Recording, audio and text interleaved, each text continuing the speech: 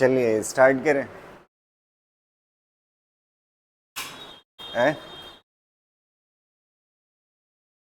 देखिएगा ये क्वेश्चन, कल इक्विलिब्रियम पढ़ा था ना, स्टैटिक इक्विलिब्रियम के बारे में, उसी पे ये क्वेश्चन है। ट्राई करिएगा, देखिए आपसे आंसर हो पाता है। क्या कह रहा है? A uniform rod of length 200 centimetre. इसकी लेंथ कितना दी हुई है? 200 सेंटीमीटर। 200 सेंटीमीटर ना, 200 सेंटीमीटर। आगे क्या दिया हुआ है? And mass 500 gram is balanced on a wedge. इसका जो रॉड है ना, इस रॉड का मास कितना है? 500 gram is balanced on a wedge placed at 40 centimetre. ये वेज है, समझ आ रही ना बात? अब कह रहा है a mass of 2 kg is suspended from the rod at 20 centimetre. 20 centimetre पे कितना kg? 2 kg। And another unknown mass m is suspended from the rod at 160 centimeter marks as shown in the figure. Find the value of m such that the rod is in equilibrium. ठीक है, इस मास की value पूछ रहा है आपसे, m की value आपको बताना है। समझ आ रही ना बात? देखो ये जीरो है, जीरो यहां से शुरू कर रहा है, यहाँ पे कितना है? 20 सेंटीमीटर पे 2 kg। 40 सेंटीमीटर पे क्या है? वेज है। और 160 सेंटीमीटर पे एक मास है, जिसका मास की वैल्यू पूछ रहा है। समझ आ रहा? कह रहा है 500 ग्राम। ये किसका दिया हुआ है? 500 ग्राम इसका सेंटर ऑफ मास होगा ना।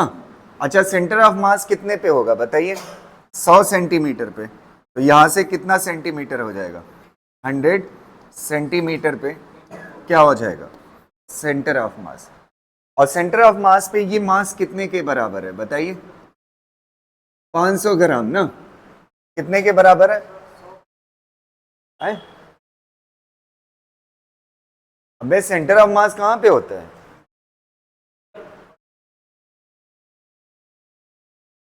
इसका रॉड का सेंटर ऑफ मास कहां पे होगा? बीच में होगा ना, ठीक है। तो ये कितना है? तो कल कहा था, आज नहीं कहा है। कितना है? 500 ग्राम को किस में बदल दो? केजी में। तो ये कितना हो जाएगा? 0.5 kg। ट्राई करिए, इसको निकालिए। अब एक को एक्सिस मानना पड़ेगा, एक को क्या मानना पड़ेगा? एक्सिस। और उस एक्सिस के अबाउट टॉर्क को क्या करोगे? इक्विलिब्रियम में, और निकाल दोगे इस मास की वैल्यू क्या होगी, पता चल जाएगा। ट्राई करिए, करे आ रहा है कुछ? किसी एक्सिस के अबाउट आपको क्या लेना पड़ेगा?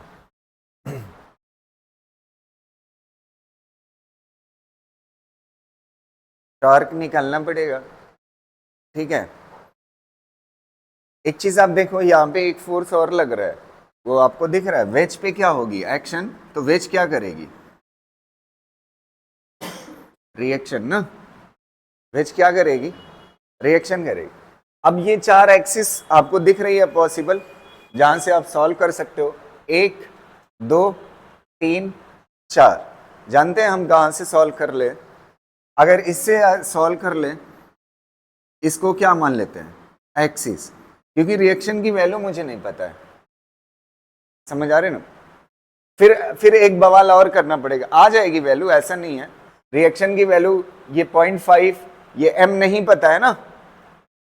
समझ आ रहा? तो दिक्कत करेगा, जितना फोर्स नीचे होगा उतना फोर्स ऊपर होगा। निकाल तो सकते हैं, फिर m का मामला फंस जाएगा। दो अननोन हो जाएंगे, r तो ऑलरेडी अननोन, और साथ में क्या है? मास भी। तो इसलिए इस बवाल को खत्म करने के लिए हम यहीं पे क्या मान लेते हैं? एक्सिस मान लेते हैं। अब ये आपकी क्या हो गई? एक्सिस हो गई, जिसके अबाउट नेट टॉर्क क्या होगा? 0 होगा। टाउ नेट कितने के बराबर होगा? 0 के बराबर होगा ना। अब देखो सबसे पहले इस एक्सिस के अबाउट ये वाला मास कितनी दूरी पे है, ये वाली दूरी देखिए, ये वाली दूरी कितने सेंटीमीटर पे है, 40 सेंटीमीटर पे है, यहां से 40 सेंटीमीटर पे, और ये कितना सेंटीमीटर पे है, 20, तो बचा कितना, 20 सेंटीमीटर, 20 सेंटीमीटर मतलब 0.2 मीटर ना, कितना हो गया, 0.2 मीटर। अब देखिए टॉर्क किधर होगा, एक्सिस ऐसे है ना, टॉर्क कैसा होगा, क्लॉकवाइज या एंटी क्लॉक, एंटी क्लॉक ना, ये एक्सिस है, एक्सिस से ये आर है, तो ये एंटी क्लॉकवाइज कैसा लिया जाता है, पॉजिटिव, तो कितना हो जाएगा, अच्छा 2 इंटू जी में बदल दो ना, फोर्स चाहिए ना, फोर्स इंटू डिस्टेंस होता है ना, तो कितना हो जाएगा 20 इंटू डिस्टेंस कितना 0.2, और ये कैसा होगा, प्लस होगा, एंटी क्लॉकवाइज। अब इसके बाद इसको देखिए, ये कितनी दूरी पे है, ये वाली दूरी कितनी है, पढ़ के बताइए, ये वाली दूरी, ये टोटल कितना है 100 में से ये 40 निकल गया, तो बचेगा कितना 60 सेंटीमीटर, 60 सेंटीमीटर मतलब 0.6। अच्छा इस एक्सिस के अबाउट ये कैसा घूमेगा, क्लॉकवाइज, कैसा घूमेगा, क्लॉकवाइज। अच्छा मास को जी से मल्टीप्लाई कर लो, तो कितना हो जाएगा, 5 हो जाएगा, कितना हो जाएगा 5 इंटू डिस्टेंस कितना है 0.6, और क्लॉकवाइज है तो कैसा लिया जाएगा माइनस, ये काम हो गया। अब इसके बाद इसको देखो, ये कितने पे है बताइए, ये 40 है और ये कितना है 160, बचा कितना है 120, 120 सेंटीमीटर को किस में बदल लीजिए, मीटर में, तो कितना हो जाएगा 1.2। अच्छा ये कैसा घूमेगा, एंटी क्लॉकवाइज, तो एंटी क्लॉकवाइज घूमे, वो सॉरी एंटी नहीं, क्लॉक है, तो क्लॉक है तो कैसा लिया जाएगा माइनस, तो ये कितना हो जाएगा माइनस, और कितना होगा, डिस्टेंस कितना है 1.2, और फोर्स कितना है mg ना, अरे मास इंटू जी ना, फोर्स होता है, फोर्स चाहिए ना, तो ये फोर्स हो गया इंटू डिस्टेंस, समझ आए, इक्वल टू क्या हो जाएगा 0। अब सॉल्व करिए, आ जाएगा आंसर, कितना आएगा, 20 को 2 से मल्टीप्लाई करोगे तो कितना हो जाएगा 40, 4, और ये कितना हो जाएगा 30 ना, और ये कितना हो जाएगा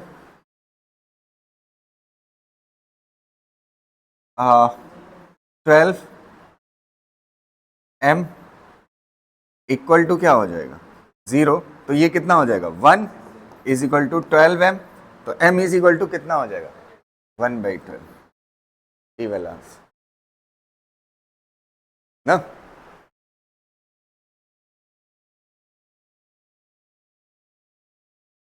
देख चुके आप,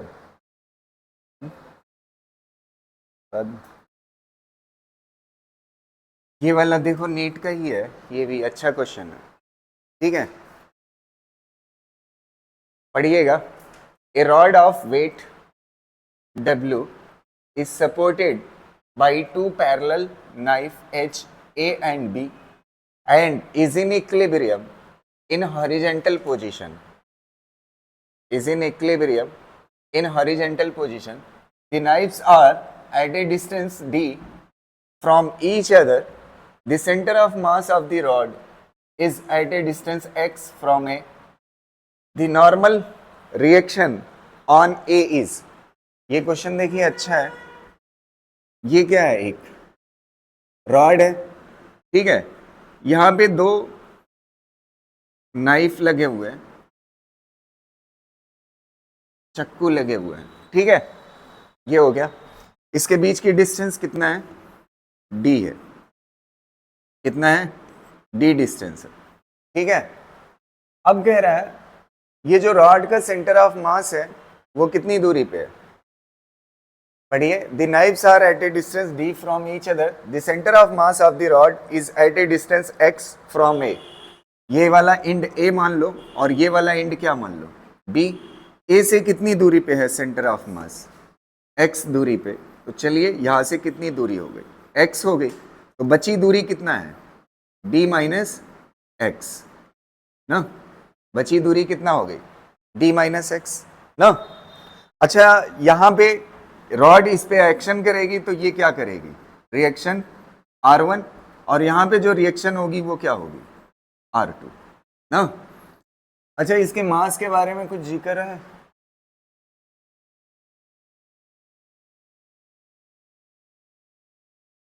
चलो W ले लेंगे। वेट कितना, कहाँ लिखा हुआ, हाँ वेट कितना है, W है, तो यहाँ पे वेट कितना हो गया इसका, W ना, वेट कितना हो गया, W हो गया। अब इसके बाद देखो, इसके बाद क्या निकालना है हमें, the normal reaction on A, R1 पूछ रहा है, क्या पूछ रहा है, R1 पूछ रहा है। एक काम करते हैं, देखिए यहाँ पे दिमाग लगाना पड़ेगा, नहीं तो लेंथी हो जाएगा क्वेश्चन ना। एक्सिस चुनने में, एक्सिस अगर आप कोशिश ये करें, एक्सिस अगर आप इसको चुन लें तो ज्यादा बेहतर है यहाँ पे, क्योंकि रिएक्शन जिस पे एक्सिस होती है वो रिएक्शन हट जाएगी, वो कोई टार्क नहीं बनाती, तो ये कोई टार्क नहीं बनाएगा, तो R2 निकल जाएगा, बचेगा क्या, R1, R1 सीधा सीधा निकल आएगा। समझ आ रही ना बात? तो चलिए करके देखते हैं। अच्छा, इस एक्सिस के अबाउट टॉर्क बैलेंस करके देखिए, तो टॉर्क बैलेंस करेंगे, ये एक्सिस हो गई, सबसे पहले ये वेट टॉर्क बनाएगा, कैसा बनाएगा, क्लॉकवाइज, वो एंटी क्लॉकवाइज, एंटी क्लॉकवाइज कैसा होगा, पॉजिटिव, तो कितना हो जाएगा, W D माइनस एक्स ना, मुसीबत बढ़ जाएगी, आएगा आंसर, फिर 2 इक्वेशन सॉल्व करना पड़ेगा, ठीक है, यहां तक हो गया। इस एक्सिस के अबाउट पहले वेट वाला टॉर्क एंटी क्लॉकवाइज है, पॉजिटिव हो गया, और ये कैसा बनाएगा,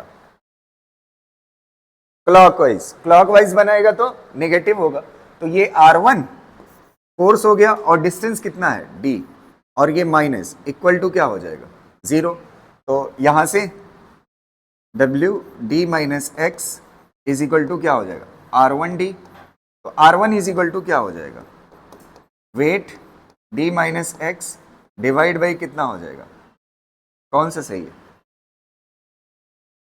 C वाला सही है, ठीक। 1 मिनट सुनिए, दूसरा पार्ट में इसका बताऊं, अगर पूछ ले तो ना, अगर आपसे कहता कि ये पूरा स्टैटिक इक्विलिब्रियम में, और आपसे RB पूछता, ये R2 पूछता, क्या पूछता, R2 पूछता, तो आप क्या करते, यहां पे एक्सिस ले लेते, या तो फिर दूसरा तरीका क्या है, अगर मान लेते हैं आपने इसको निकाल दिया, तो आप क्या करते, जितना R1 R2 ऊपर लग रहा है उतना वेट नीचे लग रहा है, तो R1 प्लस R2 बराबर हो जाता किसके, वेट के, R1 आपको पता है, रख देते आ जाता। तो दोनों तरीके से आप निकाल सकते हो, जैसे वैसे आसान पड़ेगा R2 निकालना, ठीक है।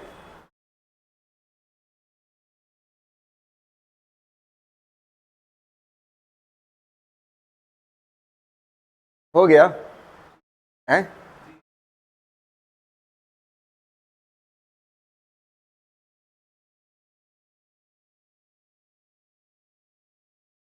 हाँ, जितना ऊपर फोर्स उतना नीचे फोर्स, वेट के बराबर होगा।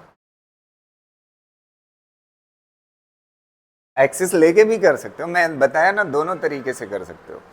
जब आप इसको एक्सिस लोगे तो R2 हट जाएगा, जब आप इसको एक्सिस लोगे तो R1 हट जाएगा, R2 आएगा। मैंने बताया, अगर मान लेते हैं यहां तक पहुंच गया हो और जरूरत पड़ती है तो ऐसे निकाल लो, कोई दिक्कत है।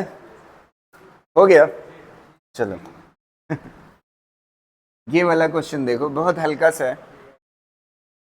1 मिनट सुनो, इधर देखो, ओए इसको बताओ, 3 फोर्स लग रहा है ना, F1 F2 F3, 3 फोर्स लग रहा है ना, 3 फोर्स लग रहा है, कह रहा है if the total torque about O is 0, ये लाइन बहुत इंपॉर्टेंट है, ये क्या है, O है, कह रहा है इस O पॉइंट पे ये वाला फोर्स, ये वाला फोर्स, ये वाला फोर्स जो टार्क बना रहा है ना, वो नेट टार्क क्या है, 0 है। अच्छा एक बात बताओ, अगर ये इक्विलेटरल ट्रायंगल है, कैसा ट्रायंगल है, इक्विलेटरल, तो ये परपेंडिकुलर डिस्टेंस है ना, ये परपेंडिकुलर डिस्टेंस, और ये परपेंडिकुलर डिस्टेंस, और ये परपेंडिकुलर डिस्टेंस, ये वाला फोर्स F3 ऐसे टार्क बनाएगा ना, और ये F2 है ना, ये F2 ऐसे टार्क बनाएगा, और ये F3 ऐसे टार्क बनाएगा, और F1 ऐसे टार्क बनाएगा ना। समझ आए? ये कौन है? F1 और ये कौन है? F3 और ये कौन है? F2। अच्छा, ये वाली दूरी अगर इक्विलेटरल ट्रायंगल है तो तीनों दूरी क्या होगी? सेम होगी। तो इसको मान लो R, ये भी क्या है? R, और ये भी क्या है? R। हाँ, O पे एक्सिस मानना है। कह रहा है O के अबाउट नेट टॉर्क क्या है? 0 है, तो ये एक्सिस हो गया। अच्छा ये बताओ F1 किधर टॉर्क बना रहा है? ऐसे एंटी क्लॉकवाइज, और F2 एंटी क्लॉकवाइज, और F3 क्लॉकवाइज। तो ये जो एंटी क्लॉकवाइज बनाते हैं वो प्लस लिए जाते हैं। तो F1 वाला कितना होगा? F1 नेट टॉर्क क्या है? 0 है ना। तो पहले ये कितना टॉर्क बनाएगा? F1 R बनाएगा। और कैसा बनाएगा? एंटी क्लॉक, तो पॉजिटिव लिया जाएगा। और F2 R भी किधर बनेगा? एंटी क्लॉक, तो ये भी कैसा लिया जाएगा? Positive F2 R। अब बचा कौन सा है? F3। ये कैसा बना रहा है? क्लॉकवाइज, तो ये कैसा होगा? Minus F3 R equal to क्या होगा? 0। इसको उधर कर लो। हाँ सही है, F1 R plus F2 R बराबर होगा किसके? F3 R के। R कॉमन लेकर के कट कर दो, कौन सही हो जाएगा? ठीक है।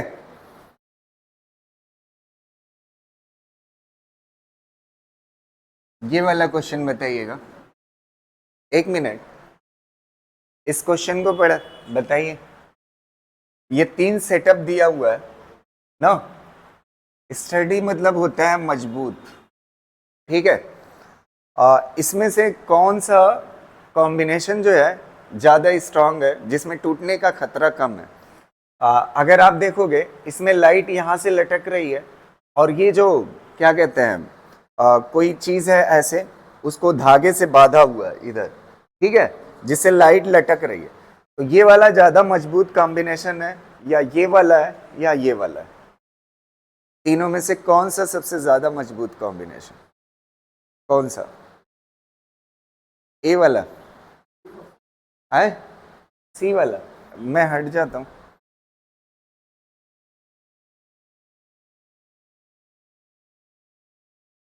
है?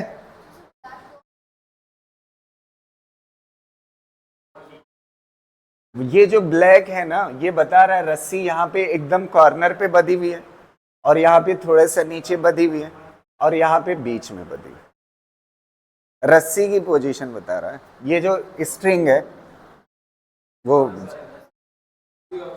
है C option. Pattern A is more study. हाँ ये सही है, सी वाला। रीजन समझिएगा, 1 मिनट रुक जाओ, समझो इस क्वेश्चन को कैसे। टॉर्क के ऊपर है। सबसे पहले टॉर्क में आर और एफ क्या होते हैं? परपेंडिकुलर ना। तो ये लाइट का mg है ना, लाइट का mg है ना। mg क्या है? फोर्स है ना। अच्छा ये बताओ, लाइट का ये mg है, फोर्स के लिए परपेंडिकुलर डिस्टेंस चाहिए होगी, तो ये होती है ना, परपेंडिकुलर डिस्टेंस चाहिए होती है। तो तीनों केस में लाइट जो बधी हुई है ना, फोर्स देखना ध्यान से, यहाँ पे ये mg है, ये कौन है?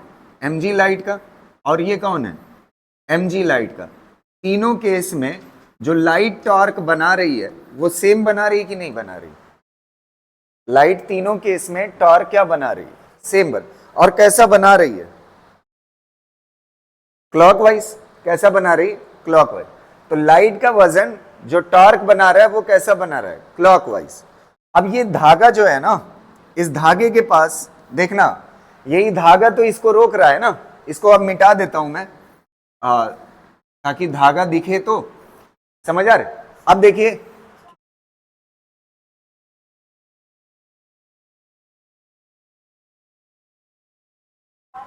लाइट है एंड पे ही ना, तीनों में एंड पे, तो एंड पे है तो बराबर दूरी पे है। ये एंगल सेम है तीनों का, वही है पिक्चर। थोड़ा सा उतना अच्छा नहीं बना है जितना अच्छा होना चाहिए। ओए समझ गए ना ये इस बात को? तो ये जितना टॉर्क बना रहा है इसमें, लाइट इसमें और इसमें, तीनों में टॉर्क क्या बना रही? सेम। और कैसा बना रही? क्लॉकवाइज। अब देखिएगा, ये रस्सी है, रस्सी के अंदर क्या होता है? टेंशन होता है ना। रस्सी के अंदर टेंशन होता है, यहां भी क्या होगा, टेंशन होगा, और यहां भी क्या होगा, टेंशन होगा। टेंशन क्या होता है, फोर्स होता है। टेंशन क्या होता है, फोर्स होता है। अब देखिए ये जो लाइट ने क्लॉकवाइज टॉर्क बनाया है, इसको ये जो धागा है ना एंटी क्लॉकवाइज बना करके कैंसिल करेगा, तभी तो रुकी रहेगी लाइट। अगर एक क्लॉकवाइज घुमा रहा है तो दूसरा कैसा घुमाएगा, एंटी क्लॉकवाइज, ताकि ये लाइट रुकी रहे, नहीं तो टूट के गिर नहीं जाएगी। अगर क्लॉकवाइज वाला ज्यादा हो जाएगा टॉर्क, किससे, एंटी क्लॉकवाइज, तो लाइट का ज्यादा टॉर्क हो जाएगा तो टूट के गिर जाएगी। समझ आया? तो रोक कौन रहा है, ये स्ट्रिंग रोक रही है। क्या हुआ, धागा, ये स्ट्रिंग ही तो है, बता रहा हूं ना, एक मिनट रुक जाओ। ये ऐसे ये लाइट, ये जो लाइट है ना इससे लगी हुई है ना, इससे mg ना, समझ आ रहे हैं? तो टार्क कितना बनेगा, ये वाला पोजीशन है ना, और ये क्या है, फोर्स है। ये क्या है, फोर्स है। ओए मत करो यार, ये फोर्स है ना, तो ये डिस्टेंस आपको कौन सी चाहिए होती है, परपेंडिकुलर डिस्टेंस चाहिए होती है ना टॉर्क के लिए। ये फोर्स इनटू परपेंडिकुलर डिस्टेंस। तो लाइट जो टॉर्क बना रही है वो सब में क्या है, बराबर है, तीनों में। फोर्स इनटू परपेंडिकुलर डिस्टेंस सबके लिए एंड पे है ना लाइट, तीनों में। तो दूरी क्या है, ये आर क्या है, सब में सेम है। समझ गए कि नहीं? अब अगला स्टेप सुनिएगा, दूसरा। इस पे ये वाली चीज, ये पहले वाले पिक्चर में ये जो आर है ना, ये आर है, इस पे फोर्स ऐसे लग रहा है टेंशन के फॉर्म में ना, टेंशन के फॉर्म में लग रहा है। और इस वाली पिक्चर में अगर आप देखोगे, ये तो रॉड हो गई, और इसमें टेंशन जो लग रहा है वो यहां पे लग रहा है, थोड़ा सा ऊपर, ठीक है। इस वाले से थोड़ा सा किधर लग रहा है, नीचे। और अगले वाले में, लास्ट वाले में किधर लग रहा है टेंशन, किधर लग रहा है, एकदम सेंटर पे, यहां पे लग रहा है टेंशन। नहीं समझ आ रही बात? अच्छा, टॉर्क, अब आप देखिएगा, ध्यान से सुनिएगा। ये जो लाइट बना रही थी टॉर्क, इसके इस वाले का, ये वाला कंपोनेंट, ये आर है ना, ये क्या है, आर है।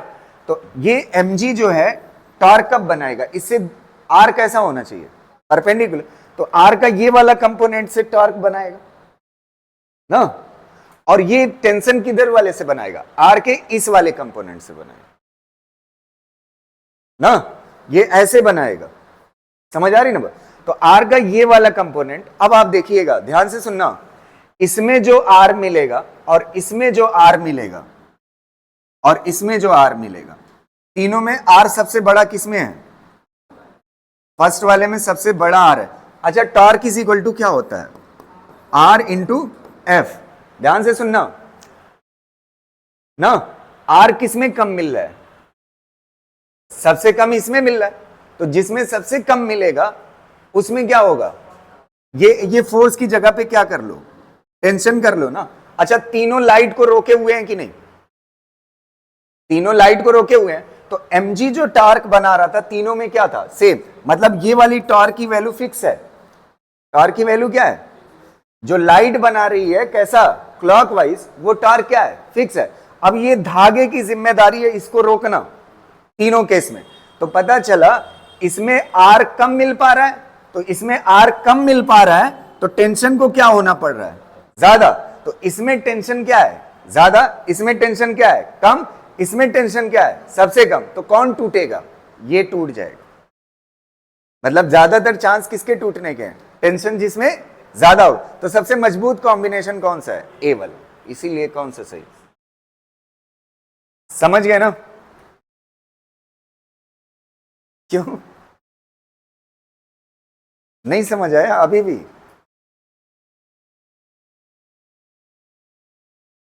नहीं तो एक दो बार करोगे आ जाएगा।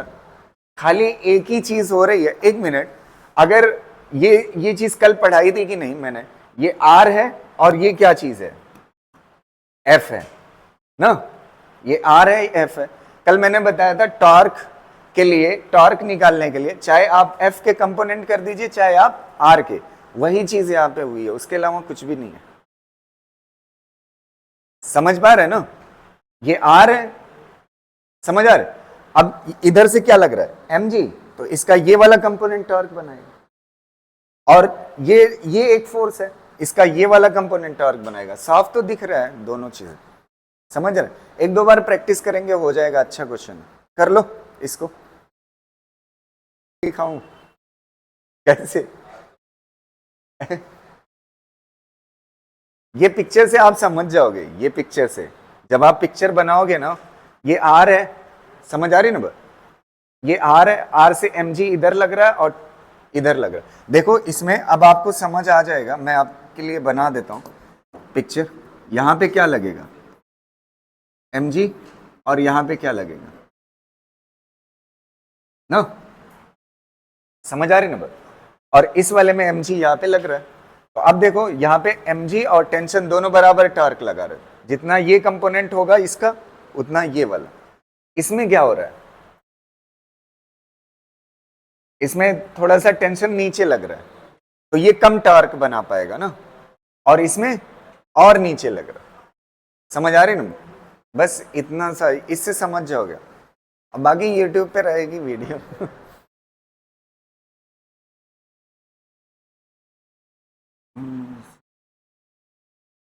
हेडिंग डालो लैडर प्रॉब्लम, ठीक है।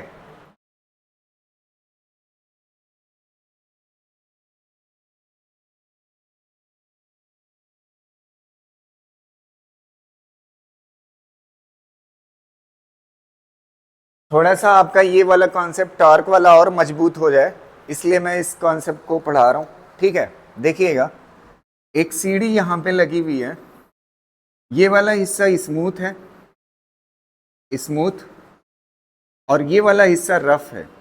कैसा है, रफ है। रफ पे क्या लग सकता है, फ्रिक्शन लग सकता है। यहां पे एक सीढ़ी रखी हुई है, ऐसे ऐसे सीढ़ी रखी हुई है, ये हो गई आपकी सीढ़ी, समझ आ रही ना बात।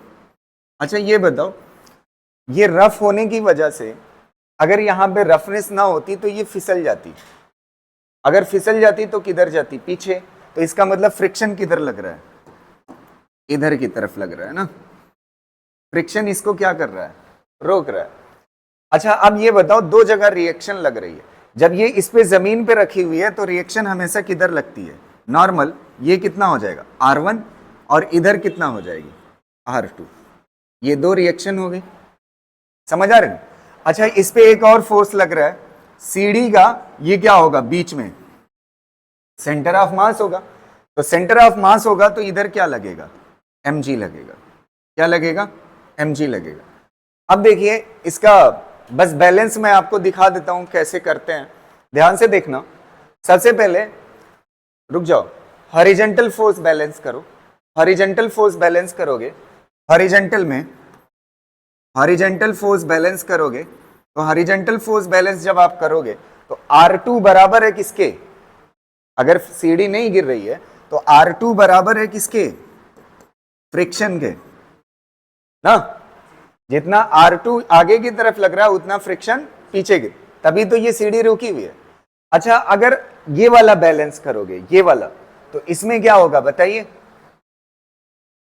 mg बराबर होगा किसके, mg बराबर होगा किसके, R1 के। ये दो इक्वेशन हो गए ना।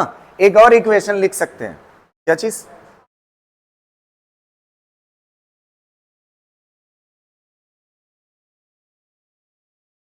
R1 ऊपर है और mg नीचे है, तो जितना ऊपर फोर्स उतना नीचे फोर्स, समझ गए। ये दो बैलेंस हो गए। अब तीसरा बैलेंस क्या हो सकता है, टॉर्क। क्या हो सकता है, टॉर्क। टॉर्क किस एक्सिस के अबाउट, मान लेते हैं, चलिए इस एक्सिस के अबाउट बैलेंस करते हैं, इस एक्सिस के अबाउट टॉर्क बैलेंस करते हैं। यहां पे ये एक्सिस हम मान लेते हैं, ये क्या मान लेते हैं, एक्सिस।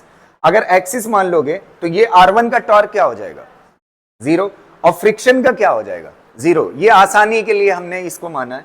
अब बचा कौन है, mg। अच्छा ये बताओ, अगर टोटल लेंथ कितना है, L है, इसकी टोटल लेंथ कितना है L, तो ये कितना हो जाएगा L/2, और ये कितना हो जाएगा L/2। ध्यान से देखिएगा, अब आपको टॉर्क समझ आएगा। इस एक्सिस के अबाउट निकाल रहे हो ना, तो mg तो ऐसे लग रहा है सीधे, तो mg के लिए अच्छा ये बताओ टॉर्क कब बनता है, ये ऐसे रॉड है ना, mg तो ऐसे लग रहा है ना, mg टॉर्क कब बनाएगा, इसके लिए परपेंडिकुलर डिस्टेंस चाहिए। परपेंडिकुलर डिस्टेंस मतलब अगर ये l/2 है ना, तो ये वाला कंपोनेंट अगर ये एंगल थीटा है तो ये वाला कंपोनेंट कितना हो जाएगा, l/2 cos थीटा। इससे mg क्या होगा, परपेंडिकुलर होगा और क्या बनाएगा, टॉर्क बनाएगा। तो mg जो टॉर्क, अच्छा नेट टॉर्क यहां पे क्या है, नेट टॉर्क क्या है, 0, टॉर्क इक्विलिब्रियम देख रहे हैं ना, तो इस एक्सिस के अबाउट निकाल लो, तो mg किधर लग रहा है, नीचे, और ये परपेंडिकुलर वाली डिस्टेंस चाहिए तो कितना हो जाएगा, l/2 cos थीटा, तो कितना हो जाएगा mg l/2 cos थीटा। अच्छा क्लॉकवाइज या एंटी क्लॉकवाइज, क्लॉकवाइज तो कैसा लिया जाएगा, माइनस। अब देखो अगला कौन बच रहा है, R2 बच रहा है, कौन बच रहा है, R2। अच्छा एक बात बताओ, R2 यहां पे है ना, तो R2 से ये पूरी लेंथ लोगे ना, इस वाले को यहां पे बना देता हूं, ये पूरी लेंथ L है और R2 ऐसे लग रहा है ना, समझ आ रही ना। तो एक बात बताना, ये वाला एंगल कितने के बराबर है, थीटा, तो ये कितना कंपोनेंट होगा, L cos थीटा, और ये वाला कितना होगा, L sin theta. L sin theta से R2 टॉर्क बनाएगा ना, तो R2 इंटू क्या हो जाएगा, L sin थीटा, और प्लस होगा या माइनस, ये ऐसे है एंटी क्लॉकवाइज ना, ये वाली डिस्टेंस जो है L sin थीटा, और इससे R कैसा बनाएगा, एंटी क्लॉकवाइज, तो कैसा होगा, प्लस इक्वल टू क्या हो जाएगा ना। अब देखो इसको उधर कर दो, तो ये कितना हो जाएगा, R2 L sin थीटा बराबर होगा किसके, mg L/2 cos थीटा, कुछ कट रहा है, L से L कैंसिल। अच्छा cos थीटा को इधर ले आओ तो क्या हो जाएगा, sin theta divide by cos theta क्या हो जाएगा, tan theta is equal to क्या हो जाएगा, mg/2, तो R2 इज इक्वल टू क्या हो जाएगा, mg/2 tan थीटा, ये हो जाएगा। अब देखिएगा खाली इतना पता होने, R2 आ गया आपका, अगर R2 आ गया तो R2 से क्या, R2 कितने के बराबर है, फ्रिक्शन आ गया, किसके बराबर है, फ्रिक्शन के बराबर, और mg कितने के बराबर, R1, सारा डाटा तो पता कर सकते हो, समझ आ रही ना बात। तो ये आपके कॉन्सेप्ट की क्लियरिटी के लिए मैंने करा दिया, एक क्वेश्चन कर लीजिए इसको। ये हॉरिजॉन्टल है, ये वर्टिकल है ना,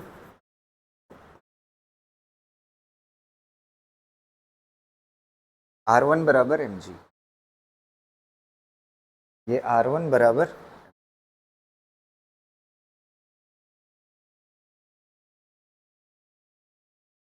इसको करो,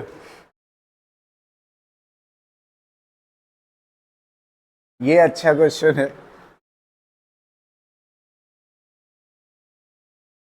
ये वाला कहाँ से, इसकी पिक्चर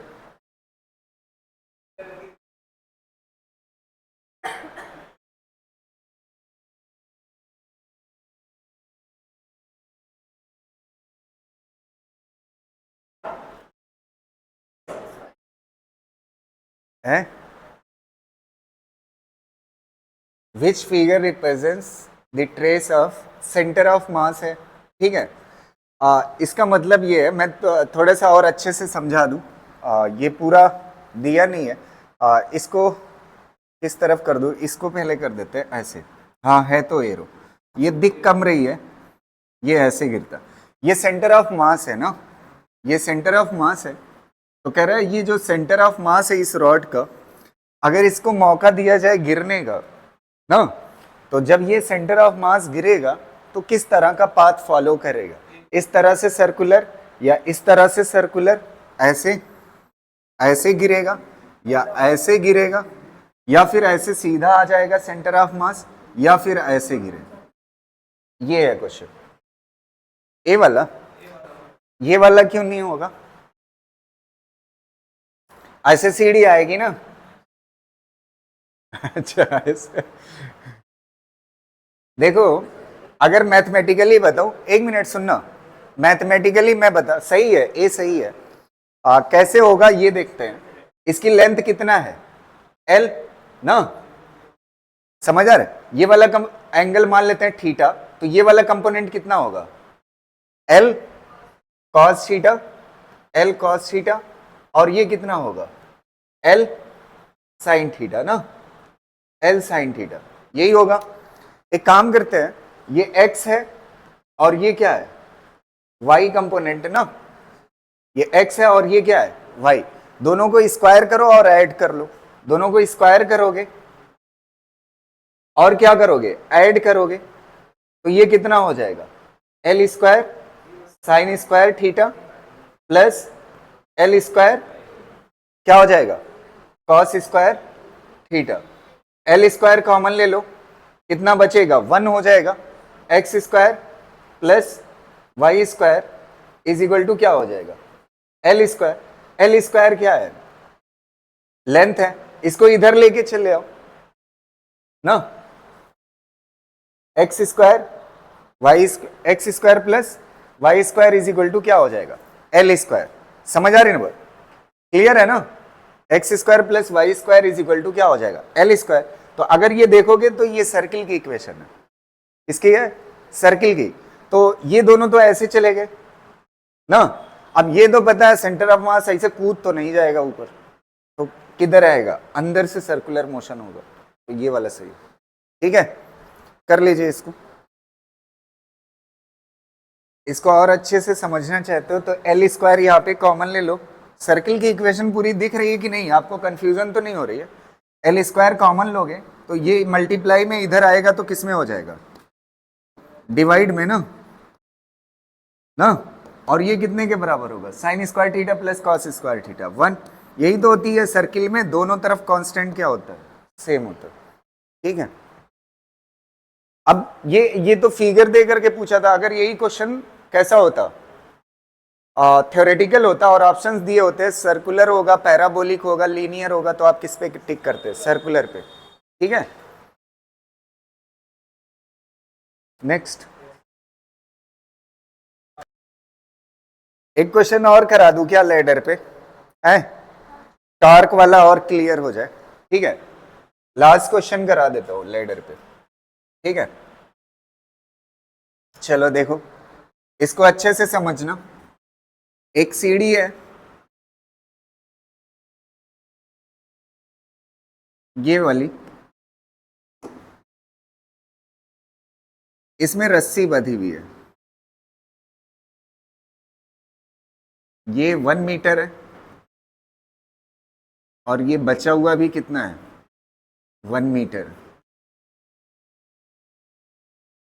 ठीक है, ये रस्सी है और यहां पे 80 केजी का आदमी बैठा हुआ है। 80 केजी का ना, 80 केजी का आदमी बैठा हुआ है। आपको बताना है, ये इतना क्वेश्चन हो गया। Find the tension. इसमें स्ट्रिंग के अंदर टेंशन की वैल्यू बताना है कितनी होगी। फाइंड द टी, टेंशन बताना। समझ रहे हो? देखो मैं कराता हूं, 1 मिनट सुनना। ये इसके पैर बंधे हुए, रस्सी बंधी हुई है ना, तो इससे आगे जा नहीं सकती, इसी पे फिक्स्ड है। समझ आ? अब देखो, ये 80 केजी का आदमी है, तो नीचे की तरफ कितना लगेगा फोर्स? कितना? 800 न्यूटन ना। अच्छा, ये जो 800 न्यूटन है, ये दो पैरों पे डिवाइड हो जाएगा। इधर रिएक्शन लगेगी कितना? R1, इधर कितना लगेगी? R2 ना। अच्छा, R1 R2 बराबर होंगे कि नहीं होंगे? क्योंकि इक्वल दूरी है ना, सब कुछ सिमिलर है, तो आधा इस पे डिवाइड होगा, आधा इस पे। तो ये भी कि R2 कितने के बराबर है? R1 के। तो R1 प्लस R2 को क्या लिख सकते हो? R1 प्लस R2 बराबर है किसके? 800 के। तो ये कितने के बराबर हो जाएगा? R1 प्लस R1 हो जाएगा ना, इक्वल टू 800। दोनों बराबर है, तो कितना हो जाएगा? 2R1 is equal to 800। तो R1 इज इक्वल टू कितना हो जाएगा? 400। अभी हमसे ये तो पूछा नहीं है, पूछा क्या है? टेंशन। तो टेंशन अगर मुझे निकालना है तो मुझे जुगाड़ करना पड़ेगा। ध्यान से देखिएगा, 3 पॉइंट आपको दिख रहे हैं एक्सिस मानने के लिए। एक पॉइंट ये दिख रहा है, एक पॉइंट ये दिख रहा है और एक पॉइंट ये दिख रहा है ना। मैं एक काम करूंगा, मुझे रिएक्शन R1 की वैल्यू पता है, तो मैं जानते हैं क्या करेंगे, हम यहां पे एक्सिस ले लेते हैं। कहां पे ले लेते हैं? यहां पे। तो यहां पे एक्सिस आप लेते हो, यहां पे आपकी एक्सिस होगी, चलो एक्सिस होगी। अच्छा, ये पूरा सेटअप किस में मान लेंगे? इक्विलिब्रियम में। अगर इक्विलिब्रियम में है तो सबसे पहले यहां पे एक्सिस मानने से एक मेरा फायदा हो रहा है, वो जानते हैं क्या है? सबसे पहले ये टेंशन है ना, ये टेंशन इस वाले पार्ट में आइए, ये टेंशन क्या बनाएगा इस पॉइंट के अबाउट? इस पॉइंट के अबाउट टेंशन क्या बनाएगा? टॉर्क बनाएगा। और कैसा बनाएगा? Anti clockwise. एंटी क्लॉकवाइज मतलब पॉजिटिव। ये एक्सिस है, ऐसे बनाएगा ना, यहां से नीचे से शुरू होगा, ऐसे बनाएगा। अच्छा ये बताओ टेंशन कितना है? T। अच्छा डिस्टेंस कौन सी लेते हो? 4 से परपेंडिकुलर ना, तो परपेंडिकुलर डिस्टेंस ये वाली पे टेंशन काम करेगा ना, टॉर्क बनाएगा। ये वाली कितने के बराबर है? 1 के बराबर। कितने के बराबर है? 1 के बराबर। तो टेंशन इनटू क्या हो जाएगा? 1। और एंटी क्लॉकवाइज है तो कैसा हो जाएगा? पॉजिटिव। ये हो गया। अब बचा कौन सा है? R1 ना। अगर R1 को आप देखोगे तो R1 कितना बनाएगा टॉर्क? तो R1 के लिए इस एक्सिस के अबाउट निकालना है, तो इस एक्सिस के अबाउट R1 को ऊपर शिफ्ट करिए, ये डिस्टेंस आपको चाहिए टॉर्क बनाने के लिए। अरे एक्सिस ये है ना, और फोर्स ये है ना, तो इसका कौन सा कंपोनेंट चाहिए? ये वाला ना, टॉर्क बनाने के लिए। तो ये वाली वैल्यू मुझे चाहिए। तो ये वाली अगर वैल्यू चाहिए, इसका एंगल दिया हुआ था, टोटल था 60 डिग्री। कितना था? 60 डिग्री। तो आधा कितना होगा?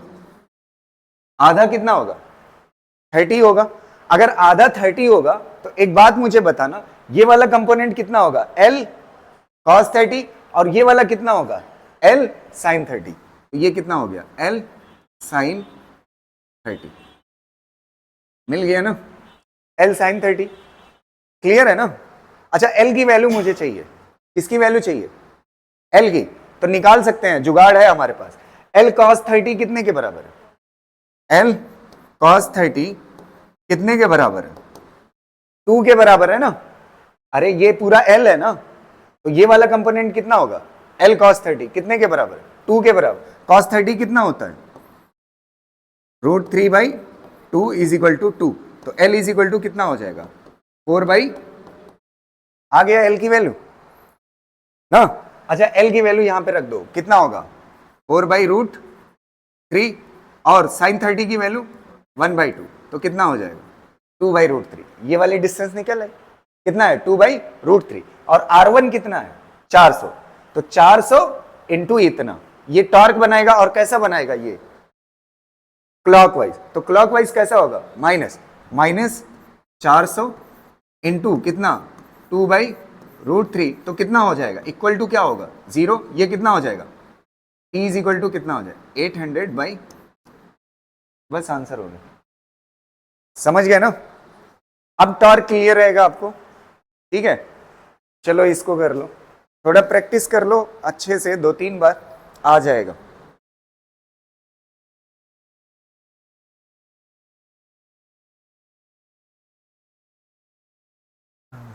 क्या हुआ, नहीं समझ आया? है R2 उसकी जरूरत ही नहीं पड़ेगी, एक साइड खाली बैलेंस कर लो। समझ आ रही ना? या तो R2 वाले से निकालोगे तब भी निकल आएगा T, ठीक है?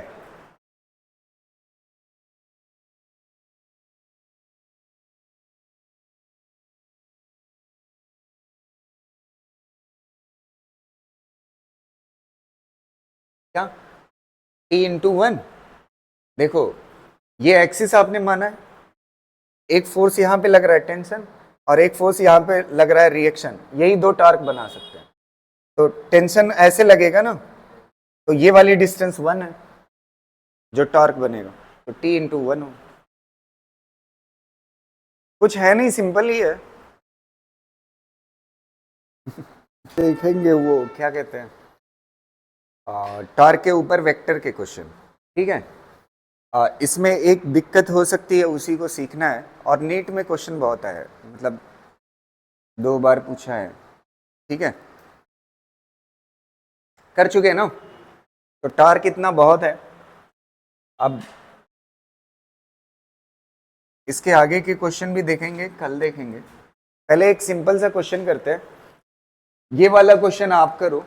Are vector is equal to, ये बहुत पढ़ाया है मैंने, R vector is equal to 2i cap plus 3j cap plus k cap, और ये f vector is equal to दिया हुआ है i cap minus j cap plus 2k cap.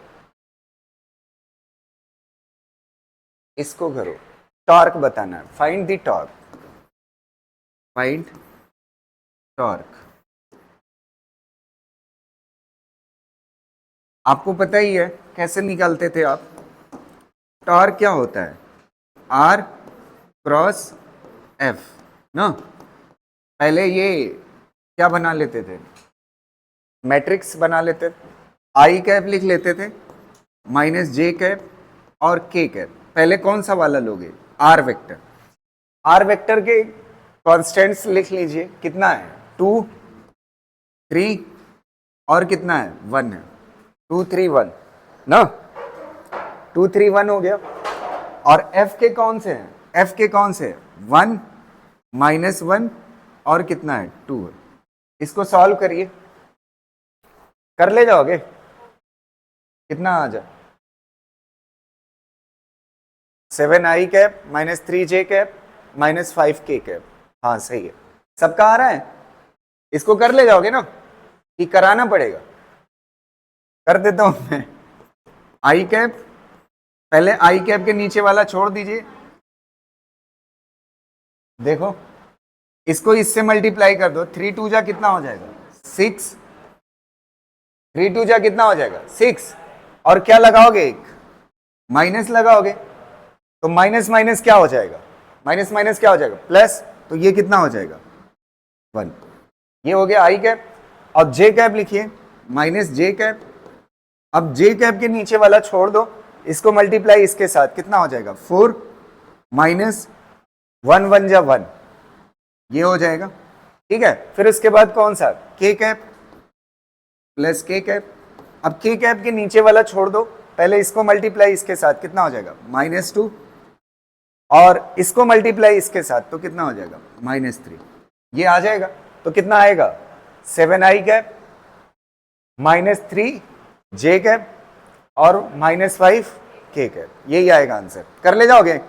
अब इसी का एक क्वेश्चन में और कराता हूं, देखिएगा नेक्स्ट क्वेश्चन। इस क्वेश्चन में जो आया है ना आंसर, ये वेक्टर फॉर्म में आया। मैग्नीट्यूड चाहिए तो क्या कर दोगे, √a² plus b² plus c²। इस क्वेश्चन को देख लो 1 मिनट, यही चीज मुझे आपको समझानी है, ध्यान से सुनिएगा, इसमें गलती ना होने पर। फोर्स किस पे लग रहा है, फोर्स जो लग रहा है इस पोजीशन पे लग रहा है, एक्टिंग एट ए पॉइंट। तो ये वाला जो है, ये पोजीशन है जिस पे फोर्स लग रही है, ये कौन है 1, 2, 2 ना, इस पे फोर्स लग रहा है। और रोटेट किसके अबाउट कर रहा है 3, 2, 1 के अबाउट ना। तो ये तो हो गया फोर्स। फोर्स वेक्टर दिया हुआ है आपको, कितना दिया हुआ है 2i cap minus 2j cap plus k cap, ये फोर्स वेक्टर है ना। अब आप देखिए आर वेक्टर चाहिए ना। आर वेक्टर क्या होता है, इसमें से इसको क्या फाइनल माइनस इनिशियल। फाइनल कितना है 1, 1 में से कितना माइनस करना है 3, तो कितना हो जाएगा -2i कैप ना। 2 में से माइनस करना है 2 को, तो कितना हो जाएगा +0 j कैप। अच्छा 2 में से माइनस करना है किसको 1 को, तो कितना हो जाएगा k कैप। अब ये हो गया आपका r और ये क्या हो गया f ना। तो ये चीज आप पढ़िएगा, ये क्या है r फाइनल और ये क्या है r इनिशियल। फाइनल पे क्या लगेगा फोर्स, और इनिशियल के अबाउट क्या करेगा घूमेगा। यही तो बता रहा हूं कि फाइनल वो जगह होगी जिस पे फोर्स लगेगा, और इनिशियल वो जगह होगी जिसके अबाउट रोटेट करेगा। तो फाइनल किससे डिसाइड होगा, क्वेश्चन में पढ़ लेना किस पे लग रहा है, समझ आ रहे ना। तो देखिए if A force is acting at A point, ये वाला पॉइंट है, ये वाला पॉइंट क्या कहलाएगा? फाइनल कहलाएगा। आपको पता है इस वाले में सीधा आर दिया था, इसका मतलब क्या है? ये आर फाइनल है, इनिशियल क्या था? 0 0 0 था। समझ आ रही ना बात? तो क्वेश्चन यहां से बन के ये तैयार होता है। नहीं समझ? क्लियर है ना? तो ये चीज ध्यान रखिएगा, पढ़ लीजिएगा कि किस पे लग रहा है वो फाइनल होगा। ठीक है? अब बाकी आंसर देख लो कितना आएगा, सॉल्व करो। आंसर इसका आएगा मेरे ख्याल से 2i cap plus 4j cap plus 4k cap. इसका जो आंसर आएगा 2i cap plus 4j cap plus 4k cap. आ रहा है?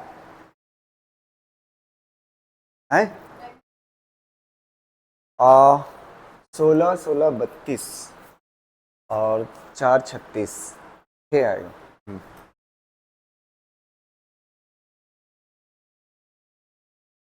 मैं निकालता हूं, देखते हैं आर वेक्टर कितने के बराबर है।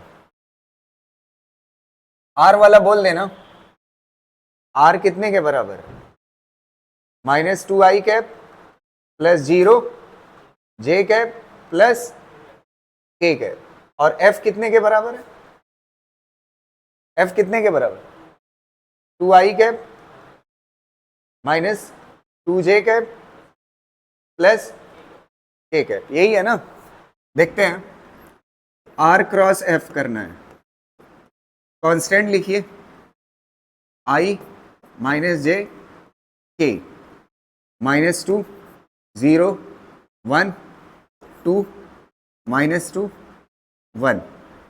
i कैप कितना होगा? 0 -2 प्लस 2 हो जाएगा, -j cap -2 -2 plus k cap, k cap का माइनस माइनस प्लस हो जाएगा 4। कितना आएगा? 2i कैप और ये -4 minus minus plus 4 j cap plus 4k cap. कैसे कर रहे हो?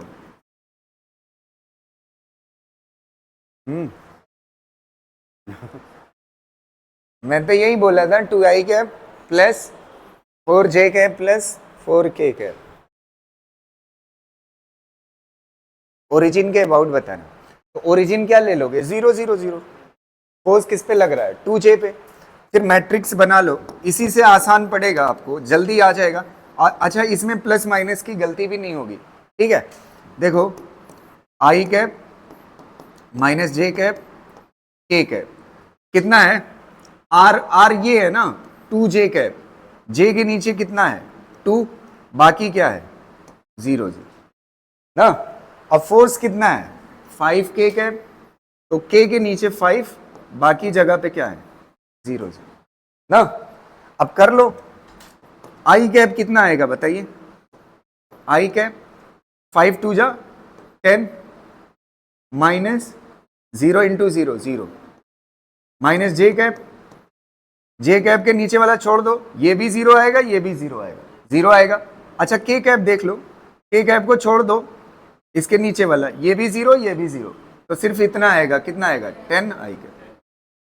इस वाले मेथड से जाने पे आसानी क्या है? साइन के बारे में बहुत ज्यादा सोचना नहीं है। अगर आप ऐसे मल्टीप्लाई करोगे, इसको सीधा मल्टीप्लाई करोगे, फिर उसके बाद ऐसे सोचोगे i j k ना, लेंदी होगा। ऐसे जल्दी से आ जाएगा, कुछ हेडेक नहीं है सोचने की। समझ आ रही ना बात? सीधा आंसर आएगा जो भी आएगा। क्लियर रहेगा ना? चलो, हेडिंग डालो, moment of inertia.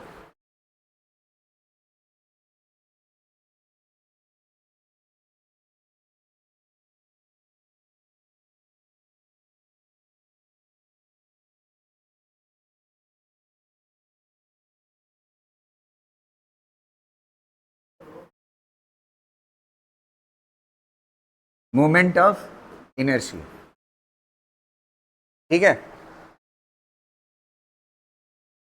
Moment of inertia, इसको समझिए क्या होता है। इससे पहले, अच्छा, अगर एक भारी चीज हो और एक हल्की चीज हो, किसको चलाना आसान होता है? हल्की चीज को चलाना आसान है। समझ आ रहा है? क्योंकि हल्की चीज में इनर्शिया कम होता है। हल्की चीज में क्या होता है? इनर्शिया कम होता है। तो अगर किसी बॉडी, रुकी हुई बॉडी को आप चलाना, चलाना मतलब क्या है? स्पीड में लाना, उसकी स्पीड चेंज कराना ना। तो किसी बॉडी की स्पीड चेंज कराना है तो सबसे पहले उसके इनर्शिया को तोड़ना पड़ता है। क्या लगा करके? फोर्स लगा करके। क्या लगा करके? जैसे मैं कहता हूं ना, ओए, अगर मैं ये बात कहता हूं कि अगर कोई चीज हल्की है और एक चीज भारी है तो किसको चलाना आसान है? हल्की वाली को। भारी वाली को क्या है? डिफिकल्ट है, क्योंकि उसका इनर्शिया क्या है?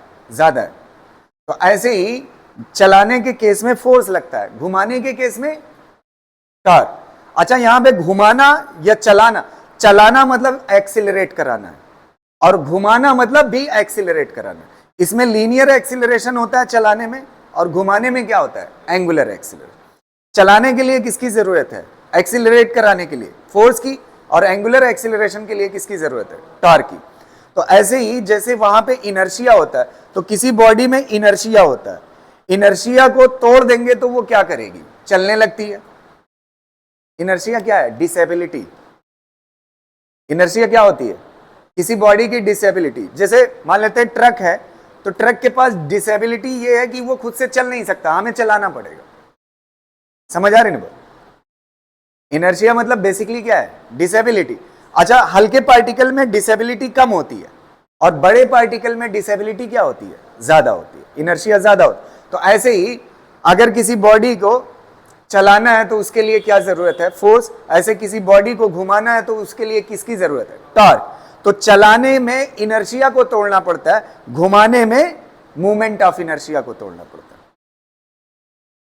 जैसे चलाने के लिए फोर्स की जगह पे किसकी, अच्छा, अगर किसी बॉडी को चलाना है किसकी जरूरत है? फोर्स। घुमाना है किसकी जरूरत है? टॉर्क। अच्छा, चलाने के लिए जब फोर्स की जरूरत होती है तो किसको तोड़ना होता है? इनर्शिया को। ऐसे घुमाने के लिए अगर किसी बॉडी को घुमाना चाहते हैं, वो रेस्ट में है, तो आपको किसको तोड़ना पड़ेगा? Moment of inertia. समझ आ रहे? तो मोमेंट ऑफ इनर्शिया किसकी प्रॉपर्टी है? रोटेशन की। किसकी है? रोटेशन की। और इसको कैसे दिखाते हैं? आई से। किससे दिखाते हैं? आई से। जैसे मान लेते हैं ये वाली एक्सिस है हमारी, ये एक्सिस है, और ये एक धागा है जिससे एक पार्टिकल बंधा हुआ है ना, और इसका मास कितना है? m है, और इसकी डिस्टेंस कितना है? r है। ये धागे के अबाउट ऐसे घूम रहा है, ऐसे धागा है, ये एक्सिस है, और ये रस्सी से ये बंधा हुआ है, ऐसे ऐसे क्या कर रहे हैं? घुमा रहे हैं। तो इस एक्सिस के अबाउट ये मास क्या कर रहा है? घूम रहा है। तो अगर इसका मोमेंट ऑफ इनर्शिया जानना है तो I इज इक्वल टू क्या होगा? I इज इक्वल टू कितने के बराबर होता है? m r square. मास इंटू डिस्टेंस का स्क्वायर। ये क्या होता है? I इज इक्वल टू क्या होता है? M R square. समझ आ रही ना? अभी टॉर्क बचा नहीं है, पूरा चैप्टर टॉर्क की ही कहानी है। थोड़ा सा मैं अभी ही बता देता हूं, एक बात समझिए। फोर्स इज इक्वल टू क्या होता है? M A. Force is equal to क्या होता है? अच्छा, चलाने के लिए फोर्स की जरूरत है, घुमाने के लिए किसकी जरूरत है? टॉर्क। और मास की जगह पे जानते हैं क्या आ जाएगा? मोमेंट ऑफ इनर्शिया आ जाएगा। क्या आ जाएगा? Moment of inertia. और एक्सीलरेशन की जगह पे क्या आ जाएगा? एंगुलर। पहले इसको इनर्शिया को पढ़ेंगे, फिर हम टॉर्क पे आएंगे। समझ पा रहे हो ना? अभी टॉर्क खत्म नहीं हुआ, पहले किसको समझेंगे हम? इनर्शिया को। समझ आ रही ना? मोमेंट ऑफ इनर्शिया क्या होता है? क्लियर है ना? मैं कह रहा हूं ये लीनियर में क्या होता है? F is equal to M A होता है। ये चलाने के लिए किसकी जरूरत होती है? फोर्स। ऐसे घुमाने के लिए किसकी जरूरत होती है? टॉर्क ना। ये क्या होता था? मास। मास को ऐसे समझने के लिए मान लेते हैं क्या है? इनर्शिया है, तो इसकी जगह पे क्या आ जाता है? Moment of inertia. ये लीनियर एक्सेलरेशन, ये एंगुलर एक्सेलरेशन। समझ गए ना? तो अब देखिए किसको समझेंगे? इनर्शिया को। एक चीज और ध्यान दीजिएगा, एक मिनट सुन लो। ये मोमेंट ऑफ इनर्शिया का फार्मूला है जब एक पार्टिकल r डिस्टेंस पे क्या कर रहा हो? घूम रहा हो। तो एक चीज आप ध्यान से सुनिए, अगर ये पार्टिकल एक्सिस ऐसे है, एक्सिस ऐसे है, और ये पार्टिकल जो है यहां से बंधा हुआ ऐसे घूम रहा है, ये ऐसे बंधा हुआ घूम ना, ये वाला एंगल कितने के बराबर है? थीटा के बराबर। और ये वाली दूरी कितने के बराबर? आर के बराबर। इसके लिए मोमेंट ऑफ इनर्शिया कितना होगा? एक्सिस ये है जिसके अबाउट घूम रहा है, तो आई इज इक्वल टू ये वाला, ये नहीं लिया जाएगा, क्या होता है? M R square. इसका मतलब आर जो इसमें है ना, ये परपेंडिकुलर डिस्टेंस है एक्सिस से, तो ये कितना होगा? R cos theta. और ये वाला कितना होगा? R sine theta. ये कितना होगा? R sine theta. अगर इसके लिए मोमेंट ऑफ इनर्शिया लिखना है तो आई इज इक्वल टू कितना हो जाए? एम आर की जगह पे कितना हो जाएगा? आर साइन थीटा का स्क्वायर ना। तो मोमेंट ऑफ इनर्शिया में एक्सिस से कौन सी दूरी ली जाएगी पार्टिकल की? परपेंडिकुलर वाली ली जाएगी। क्लियर रहेगा ना? ये दोनों काम करिए, फिर आगे बात करते हैं। अल्फा तो एंगुलर एक्सेलरेशन, अभी आगे बात करेंगे, अभी पहले मोमेंट ऑफ इनर्शिया समझिए। ये लीनियर एक्सेलरेशन, ये कौन सा है? एंगुलर। ठीक है, ये खाली मैं आपको बताया कि टॉर्क अभी छूटा नहीं है। ठीक है,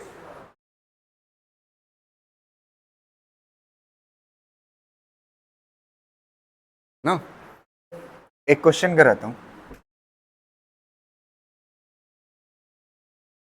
ये एक्स एक्सिस है और ये वाई एक्सिस है। यहां पे दो मासेस है, एम एम, और यहां पे एक मास है एम।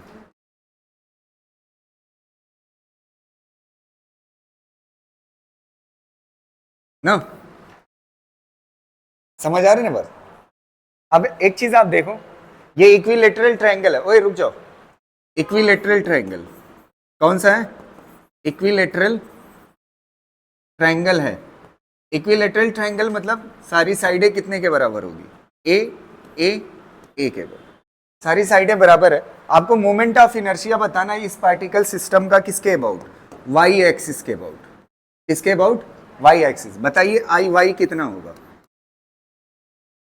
ना? अच्छा, ये पार्टिकल तो एक्सिस पे है, कोई मोमेंट ऑफ इनर्शिया नहीं होगा। आर क्या होगा? जीरो होगा ना।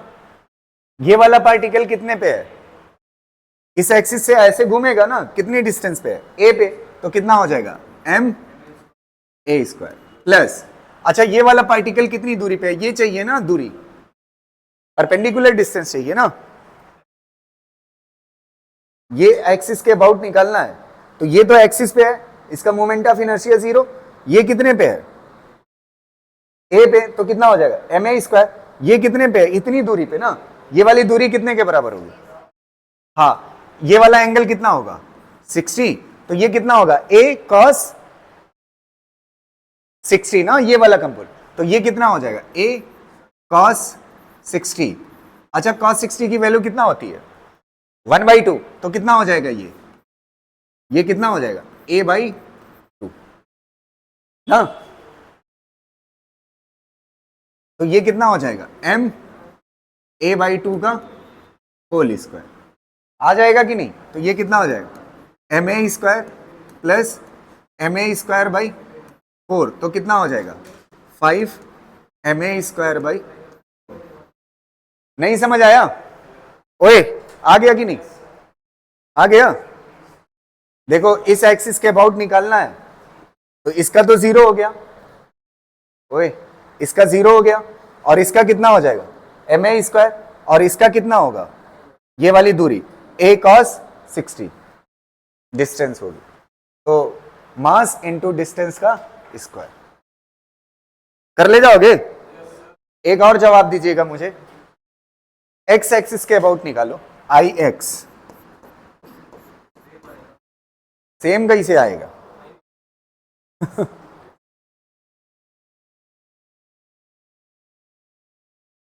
4 M A square plus M A square.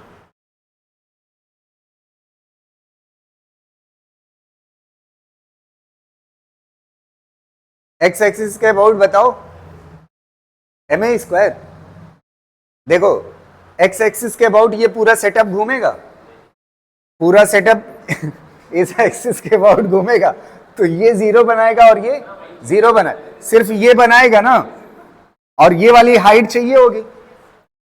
इसके अबाउट ये वाला घूमेगा ना, तो ये वाली हाइट कितने के बराबर होगी? ए cos 60, और ये कितना होगा? ए साइन, ये a cos 60 और ये कितना होगा a sin 60, तो ये वाली दूरी कितने के बराबर होगी, a sin 60, तो ये कितना हो जाएगा m a sin 60 का होल स्क्वायर, तो m a स्क्वायर हो जाएगा, और sin 60 की वैल्यू कितना होती है √3/2 का होल स्क्वायर, तो कितना हो जाएगा 3ma²/4, यही आ रहा है।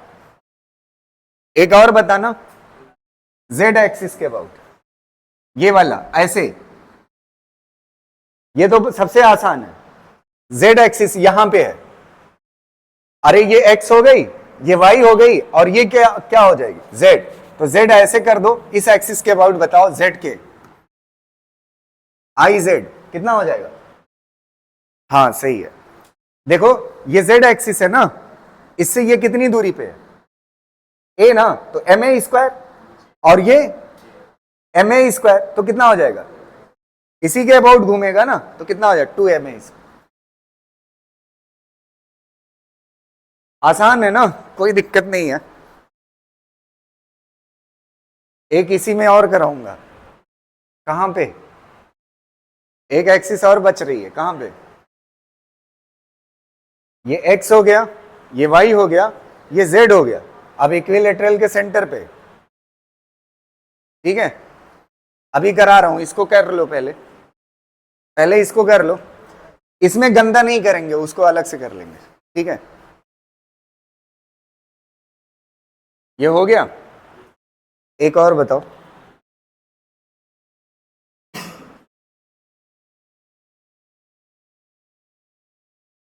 ये इक्विलेटरल ट्रायंगल है, एम एम एम, सारी साइडें बराबर है, तो इक्विलेटरल लिखने की जरूरत नहीं है। इस एक्सिस के अबाउट आपको मोमेंट ऑफ इनर्शिया बताना है, आई बताओ,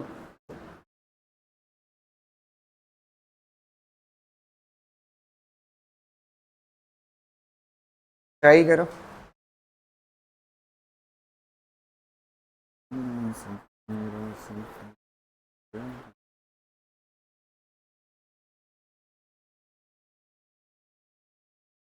अच्छा कौन सी दूरी, एक अगर निकाल ले गए ना, ये एक्सिस है, इसके अबाउट ये तीनों मास क्या कर रहे हैं, घूम रहे हैं, तो ये वाली दूरी, ये वाली दूरी और ये वाली दूरी चाहिए होगी ना, तीनों दूरी क्या है, बराबर है, एक से निकाल लोगे, तीन से क्या कर दोगे मल्टीप्लाई, तो ये वाली दूरी निकल गई तो आपका काम हो जाएगा।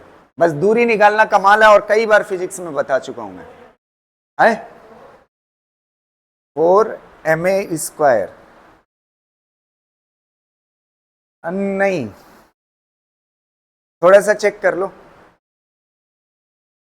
और कोई आंसर देखो, मैं निकाल रहा हूं ये दूरी, ये वाली दूरी मान लेते हैं कितने के बराबर है, L के बराबर, कोई दिक्कत।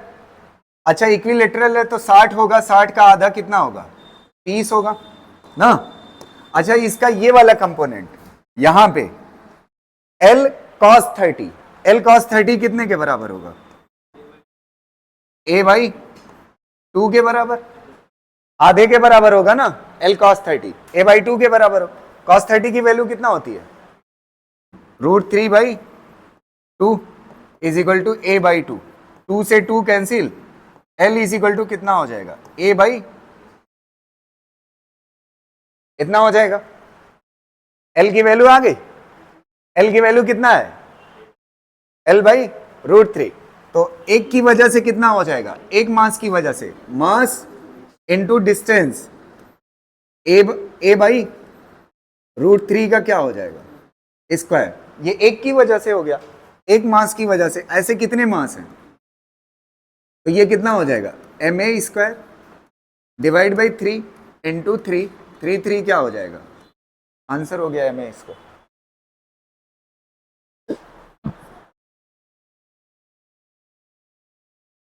हाँ हाँ, ये a/2 है ना,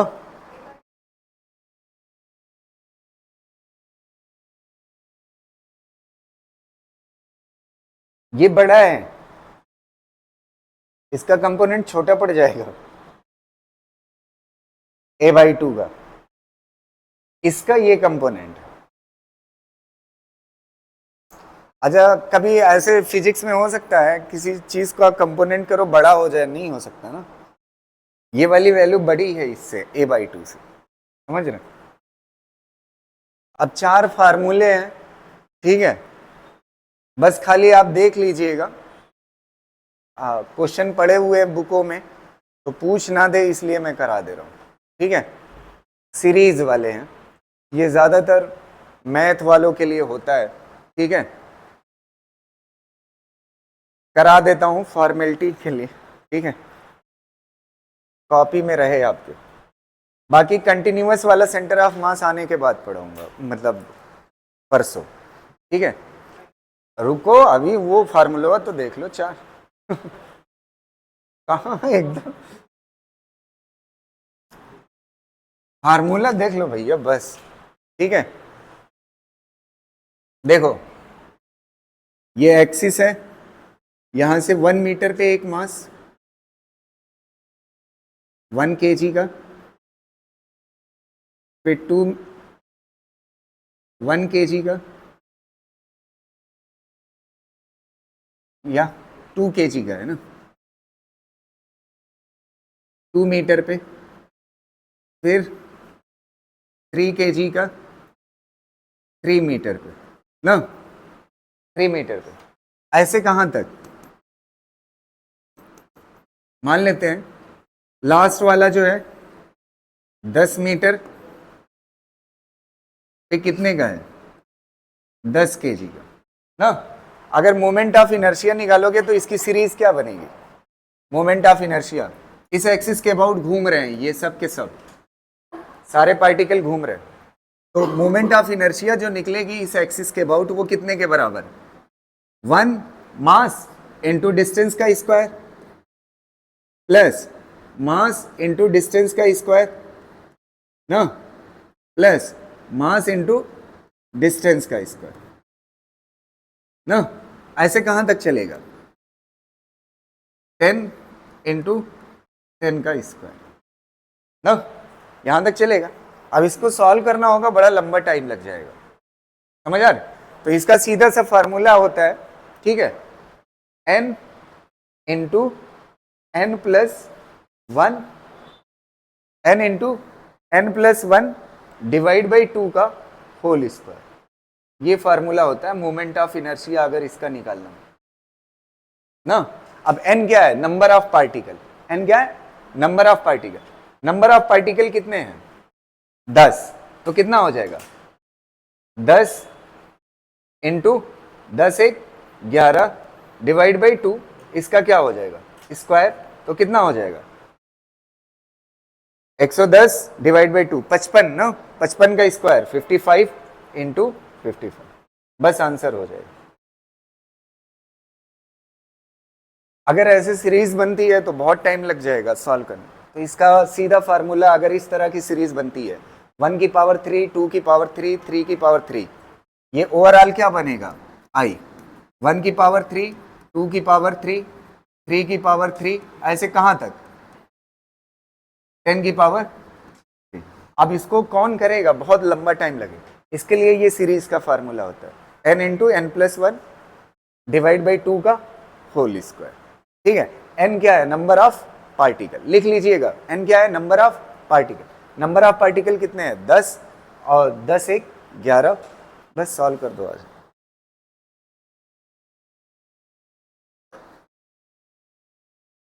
हो गया।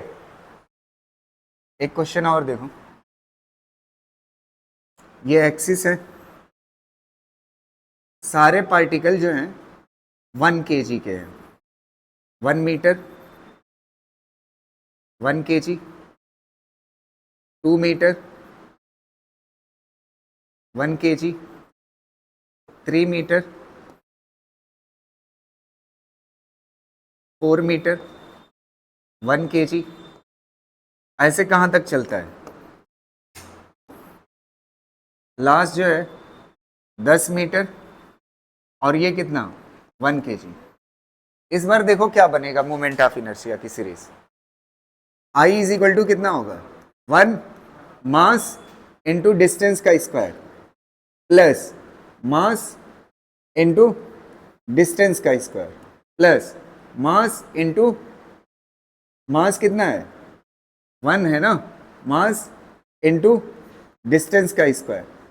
अब तो पता चल गया ना क्या बन रहा है, मास इंटू ये डॉट डॉट यहां से आगे कहां तक, मास इंटू 10 का स्क्वायर ना। ओवरऑल सीरीज क्या बनेगी, 1 स्क्वायर 2 स्क्वायर 3 स्क्वायर ऐसे कहां तक 10 स्क्वायर।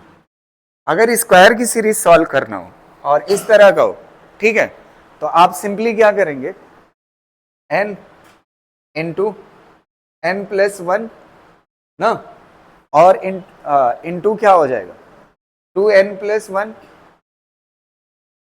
डिवाइड बाई 6, ये हो जाएगा इनर्शिया का फॉर्म ना।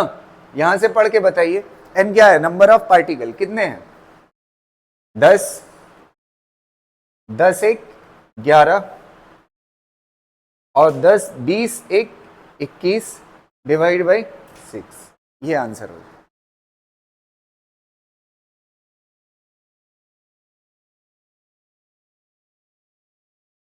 ये समझ गए ना, हैं?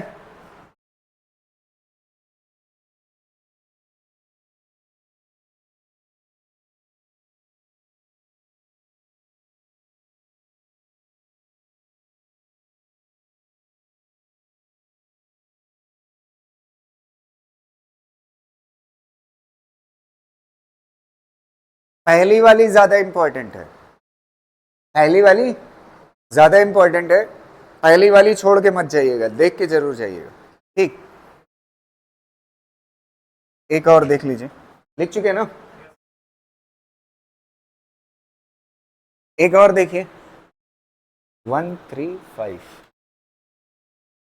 ये एक्सिस है, इसके अबाउट घूम रहे हैं 1 kg 1 मीटर ना, 3 kg 3 मीटर ना, 5 kg 5 मीटर ना, फिर कितना होगा 7 kg 7 मीटर ना। ये जानते हैं कब तक चलता है, मान लेते हैं 7 9 11 15 तक चलता है, 15 kg 15 मीटर यहां तक चलता है ना। एक मिनट ध्यान से सुनिएगा, आई निकालो, आई इज इक्वल टू कितना होगा, M R square, M R square, M R square, M R square, ऐसे कहां तक चलता रहेगा 15 तक, एम आर स्क्वायर ना। तो कितना हो जाएगा, सीरीज क्या बनेगी, 1 क्यूब 3 क्यूब 5 क्यूब, ये ऑड नंबर्स का क्यूब है ना, ये बन जाएगी ना, ऑड नंबर्स का क्यूब है। तो ऑड नंबर्स का क्यूब है, इसके लिए फार्मूला होगा n square into 2n square minus 1, ये होगा मोमेंट ऑफ ना। बस इसमें गलती क्या होगी, लड़का ये सोचेगा 15 पार्टिकल है, 15 नहीं है, 1 2 3 4 7 के बाद कितना आएगा 9, कितना हो गया 5, और फिर 11 13 15, टोटल कितने हैं 8 पार्टिकल, टोटल कितने हैं 8 पार्टिकल हैं। तो n की वैल्यू कितना होगी 8, गलती मत करना, यहां पे 15 मत ले लेना।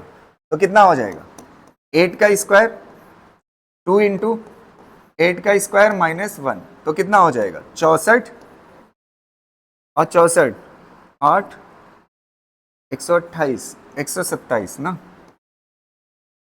ये आ जाएगा आंसर। लास्ट सीरीज बची हुई है, ये किसकी है, ऑड नंबर्स की अगली किसकी बनेगी? इवन नंबर्स की, बस। ठीक, इवन नंबर वाला बना लेते हैं। ये एक्सिस हो गई 2 kg, 2 metre, 4 kg, 4 metre, 6 kg, 6 metre. ऐसे जानते हैं कहां तक चल रहा है? 16 kg, 16 मीटर ना। 16 kg कितना मीटर? 16 मीटर। इसमें देखिएगा, इसके लिए फार्मूला क्या होगा? आप पहले बना लीजिए। I इज इक्वल टू कितना हो जाएगा? M R square. तो m कितना है? 2, r कितना है? 2 का स्क्वायर। फिर कितना होगा? 4 इंटू 4 का स्क्वायर। फिर कितना होगा? 6 इंटू 6 का स्क्वायर। ऐसे कहाँ तक चलता रहेगा? 16 इंटू 16 का स्क्वायर, यहाँ तक चलेगा। समझ आ रहे? इसका फार्मूला किसके लिए, कितने के बराबर होगा? इसका फार्मूला होगा n इंटू n प्लस 1 का होल स्क्वायर ना। इतने का होल स्क्वायर इंटू कितना होगा? 2 होगा, ये होता ना। तो कितना है? n की वैल्यू पढ़िए, कितना है? 16 तक है ना। 2 4 6 8 10 12 14 16, 8 पार्टिकल आएंगे। 8 आएंगे तो कितना हो जाएगा? 8, और ये कितना हो जाएगा? 9 का स्क्वायर। तो कितना हो जाएगा? 2 इंटू 72 का स्क्वायर। बस आंसर हो जाएगा आज। ठीक है, बाकी कंटिन्यूअस वाला नेक्स्ट क्लास में पढ़ाएंगे। कंटिन्यूअस बॉडी का सेंटर ऑफ मास। ठीक है, इसमें मैं फिर कह रहा हूं, पहला वाला आपको रटा होना चाहिए। कौन सा वाला? पहला वाला। और दूसरा वाला उतना इंपॉर्टेंट नहीं है जितना इवन और ऑड वाला। ये 3 रटर है, दूसरा वाला अगर छोड़ भी देते हो तो चल जाएगा। ठीक है,